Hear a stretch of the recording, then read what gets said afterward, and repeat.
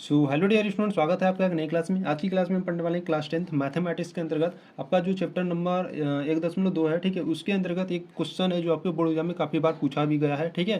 प्रश्न क्या है, देखिए प्रश्न कर रहा है कि सिद्ध कीजिए कि 7 × √5 एक अपरिमेय संख्या है, ठीक है।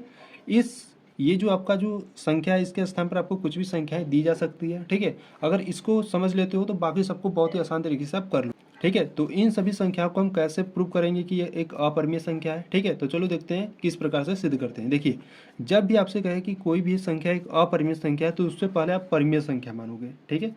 तो यहाँ से इसको हम क्या मानेंगे, पहले परिमेय संख्या, ठीक है। तो यहाँ से आप लिखोगे कि माना 7 × √5 एक परिमेय संख्या है, ठीक है, एक परिमेय संख्या है।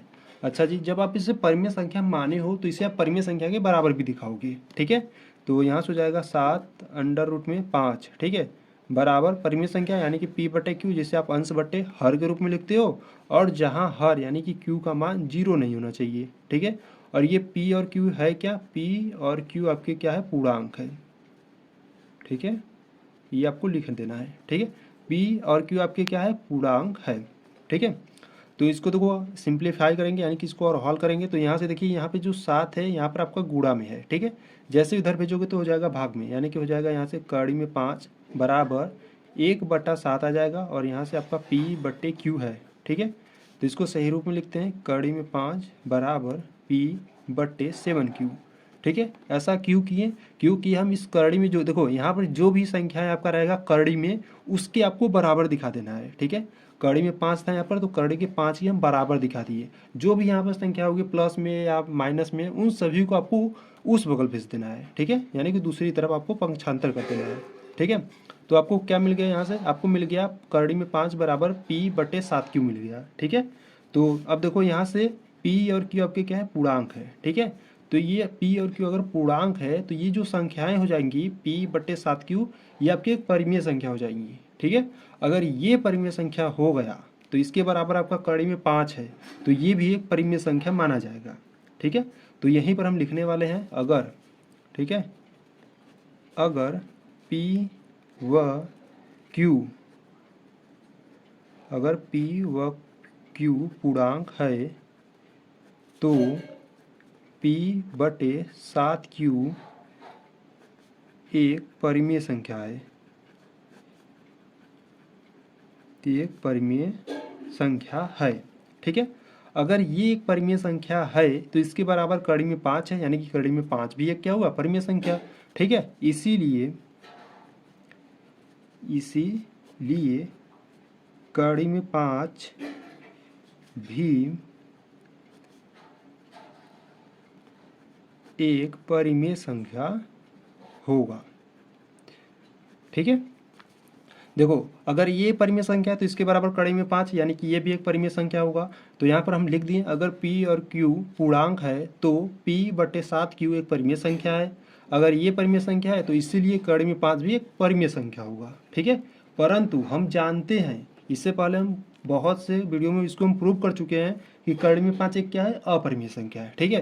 तो यहाँ पर आप लिखोगे, ठीक है, तो यहाँ पर हम लिखेंगे परंतु हम जानते हैं कि कड़ी में 5 एक अपरिमेय संख्या है, ठीक है। परंतु हम जानते हैं कि कड़ी में 5 एक अपरिमेय संख्या है, ठीक। तो यहाँ से आपको कुछ स्टेटमेंट लिखना होगा, ठीक है। तो लिखोगे यहाँ से, अतः यह विरोधाभास, ठीक है, अतः यह विरोधाभास हमारी गलत कल्पना के कारण हुआ है कि, गलत कल्पना के कारण हुआ है कि, क्या हुआ गलत कल्पना के कारण, कि जो 7 कड़ी में 5 है एक परिमेय संख्या है, एक परिमेय संख्या है, ठीक है। ये जो 7 कड़ी में 5 है ये आपकी गलत कल्पना के कारण हुआ है, ठीक है। अतः तो यहाँ से आप मेन लिखोगे, अतः 7 इंटू अंडर रूट 5 एक अपरिमेय संख्या है। ठीक है, तो इस प्रकार से आपको प्रूव करना है। ठीक है, तो यहाँ से आपको लिख देना है इति सिद्धम। ठीक है, तो इस प्रकार से आपको ये जो 7 इंटू अंडर रूट 5 जो है इसको आप इस प्रकार से प्रूव करोगे। ठीक है, इसके स्थान पर आपको कुछ भी संख्या दी जाए तो इसी प्रकार से आप सिंपल मेथड से इसको प्रूव कर सकते हो। ठीक है, अगर आपको कुछ भी डाउट हो तो वीडियो को थोड़ा सा बैक कर लो, नहीं तो एक बार फिर से देख लो वीडियो को। ठीक है, तो चलो मिलता है नेक्स्ट वीडियो में, तब तक के लिए जय हिंद जय भारत।